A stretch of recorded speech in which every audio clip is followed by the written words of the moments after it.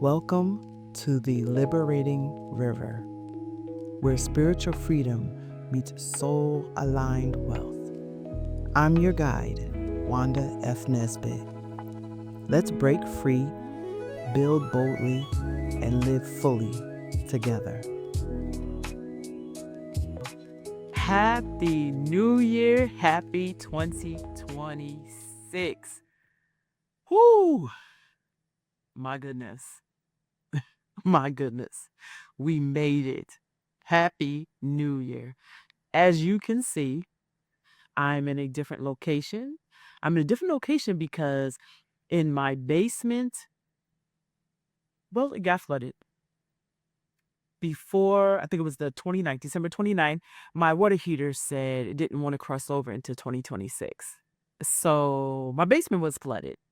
It is still getting restored right now. They still have the fans in there. They already did the treatment. So yes, my area that I had for podcasting was taken over by water. Almost ironic. It's like it's a cleansing. It's like a do-over kind of setup situation. I'm okay.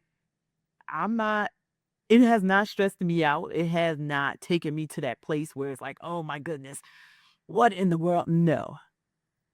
Because what have I been saying all this time? You have to learn to flow with the water. Don't fight against the current.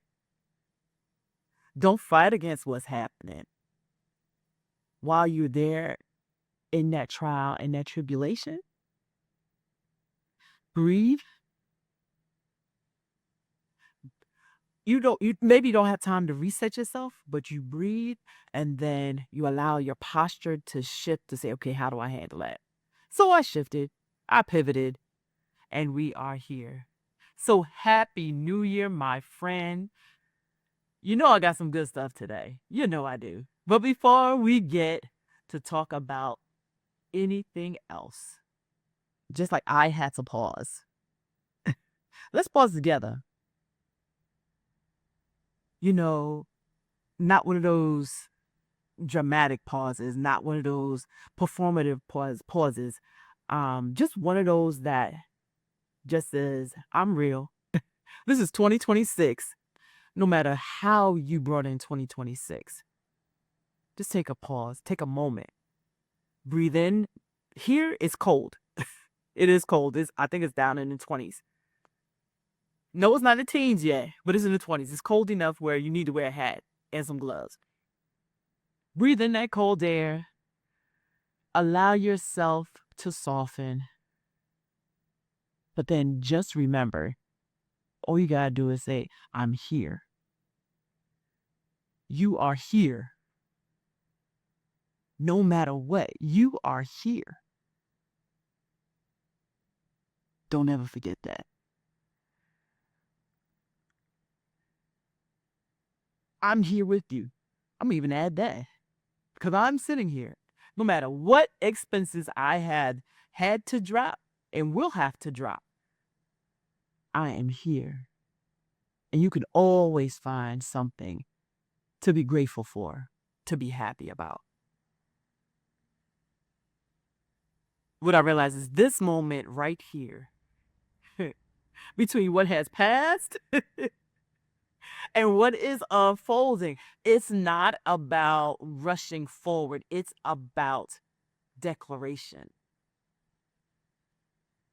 It's not about promises. It isn't. You you have to reassure yourself that it's about you being honest with you. Because you continuously making promises to keep, how many times have you had to start over? It's about just being real. Real with you. Because when you align with you, everything else will line up and come genuinely, without friction. This season is definitely about resetting, allowing yourself to reset.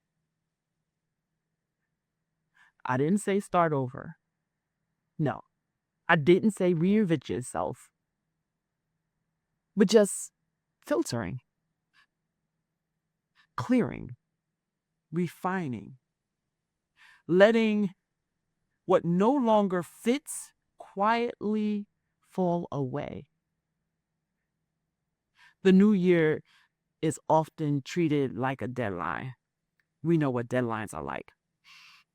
That line that's in the sand, that's definitively in the sand, a demand to be better, faster, stronger, disciplined. That's how most people bring in the new year.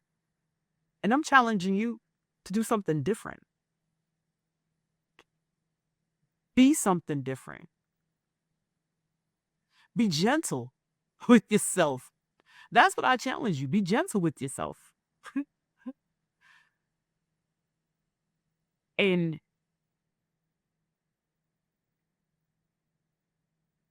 definitely don't try and be somebody else. Be you. Be authentically you. It's not about any external individual. I don't care if it's your spouse, if it's your partner, if it's your children, if it's your family. This is about being authentically you so that you can birth what you need to birth inside of you. Because every last one of us has a unique seed, have unique seeds within us that's different that nobody else can birth. It's asking you to listen more closely to who you already are. So you don't need a resolution. You need a relief. Relief from that pressure. The pressure that you put on yourself, the pressure that others put on you. That pressure from the responsibility of making sure others are happy. Because what about you?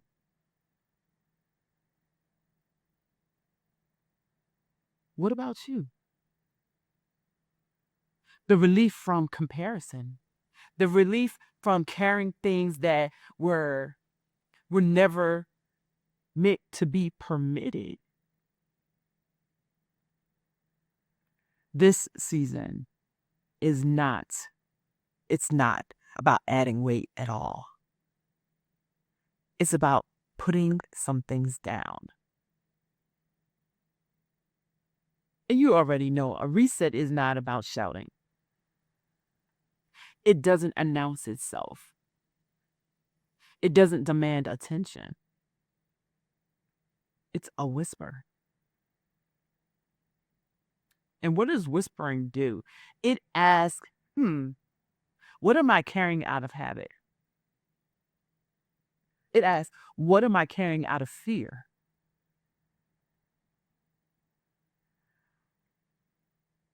What have I normalized that actually drains me? What is it? Resetting is not dramatic. It's not dramatic. But I tell you what it is. It is deliberate. That's when you deliberately put things in place so that you can filter out the noise, the fluff, so you can get to the root of what you need to do to help make you a better person. What I also realize is resetting sometimes is the bravest thing you can admit to and do. Resetting says, this no longer serves me. This no longer serves me. And why is that important? It's important because that's when you realize you are important to you. We do a lot for everybody else because that's how we have been raised most of the time. But why would it not be correct for you to be concerned about your being, your mind, your spirit? Why is that not important? Do you think you're really born to be somebody else's puppet? Really think about that. I don't think so. We're all here for a purpose. And the only way you convert your purpose is, one, is if you get back in friendship and alignment with God, and two, start moving towards those places and doing those things that allows you to birth those gifts and those talents within inside of you, so that you can continue to learn new things. Because here's the thing about learning, right? When you birth whatever is inside of you and you learn how to do it beautifully, you know what happens? You learn another skill and another skill and another skill. But if you don't, and you hide that stuff, and you just succumb to what other people want out of your life, you've basically said, whether you say, oh, it's to God, it's to universe, it's to spirit, however you address that entity. I felt that helping these people was more important than getting aligned with you. I thought it was more important than birthing what you had inside of me. And that what you've been trying to help me birth that's naturally inside of me. How would you feel if God looked at you and said, but I put so much in you, but you were so concerned about how people looked at you? How would that make you feel? And you're claiming you love God. But are you putting your family, your partner, your lover, your spouse, your community in front of God? Well, because they are doing it, I guess I have to. So you a follower and not a leader. You're not going to take the stand and do what you need to do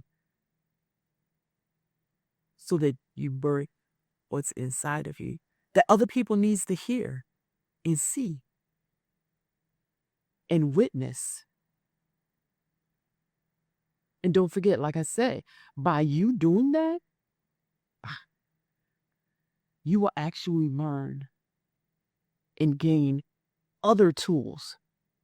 And those other tools are your other talents. And it could be other gifts. It's like a video game. You play the game, and a lot of times in video games, they have hidden jewels. You got to do something repetitive in a unique spot while you're going along your way.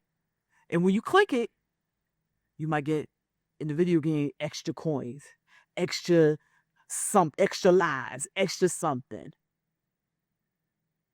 I tend to believe that's just like God. I believe we are given some talents and we gain multiple gifts as we use our talent. And then we might learn some other talents along the way. But it won't start. That domino effect won't start until you what? You tap in to the talents you already have inside. And those talents inside has absolutely nothing to do with whether or not the external environment agrees. Stay tuned. To be continued, coming next week. Thanks for flowing with us on the Liberating River. Subscribe, share, and come back next week for more wisdom, wealth, and alignment. Stay free, stay grounded, stay bold.